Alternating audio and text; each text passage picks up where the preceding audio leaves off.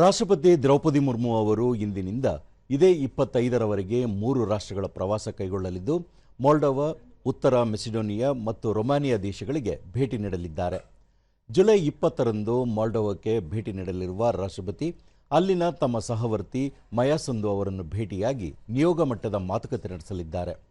ಮೊಲ್ಡೋವಾ ಪಾರ್ಲಿಮೆಂಟ್ನ ಅಧ್ಯಕ್ಷ ಇಗೋರ್ ಗ್ರೋಸು ಅವರನ್ನು ಭೇಟಿ ಮಾಡಿ ಚರ್ಚೆ ನಡೆಸಲಿದ್ದು ಬಳಿಕ ಭಾರತೀಯ ಸಮುದಾಯ ಮತ್ತು ಉದ್ಯಮ ಒಕ್ಕೂಟದೊಂದಿಗೆ ಸಂವಾದ ನಡೆಸಲಿದ್ದಾರೆ.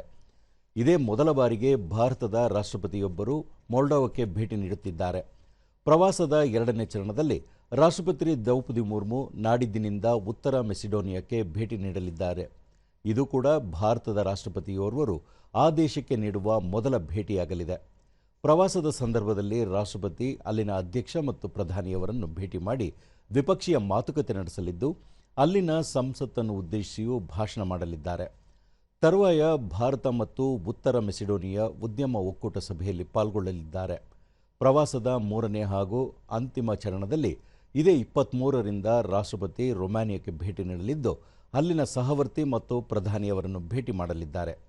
ಇದೇ ಸಂದರ್ಭದಲ್ಲಿ ಭಾರತೀಯ ಸಮುದಾಯದೊಂದಿಗೂ ಮಾತುಕತೆ ನಡೆಸಲಿದ್ದಾರೆ. ರಾಷ್ಟ್ರಪತಿಯವರ ಈ ಪ್ರವಾಸ ಆ ದೇಶಗಳೊಂದಿಗೆ ಭಾರತದ ದ್ವಿಪಕ್ಷೀಯ ಬಾಂಧವ್ಯ ಬಲಗೊಳಿಸುವುದು ಮತ್ತು ಪೂರ್ವ ಯುರೋಪಿಯನ್ ವಲಯದ ರಾಷ್ಟ್ರಗಳೊಂದಿಗೆ ಉತ್ತಮ ಬಾಂಧವ್ಯದ ಸಂಕೇತವಾಗಿದೆ.